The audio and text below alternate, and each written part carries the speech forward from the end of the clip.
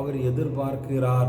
உங்களுடைய சரீரம் காலியாக இருக்கும்போது, சரீர பலம் இல்லாமல் இருக்கும்போது, நீங்கள் உபவாசத்தால் தேவனுடைய பலனை பெற்றுக்கொள்ளும்படி, அதை ருசிக்கும்படி தேவன் கிருபை செய்தார். கீழே நீங்கள் இந்த வசனத்தின் நீங்கள் வாசிக்கும் போது அங்கு சொல்லப்பட்டிருக்கிறது, அவர் உபவாசித்து ஜெபித்து முடித்த பின்பு சோதனைக்காரன் அவரிடத்தில் வந்தான்.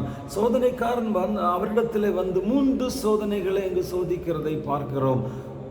அந்த சோதனைக்காரனிடத்திலிருந்து, அந்த உலகத்தின் அதிபதியிடத்திலிருந்து அவர் என்ன செய்தார்? அந்த 3 சோதனைகளையும் ஜெயித்தார்.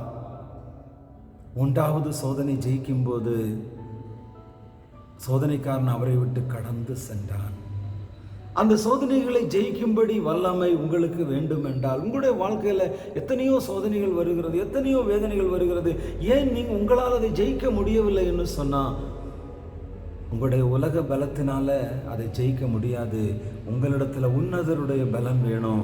உன்னதருடைய பலன் உங்களுக்கு வர வேணும்னு சொன்னால் உபவாசத்தை ஜெபிக்க வேணும்.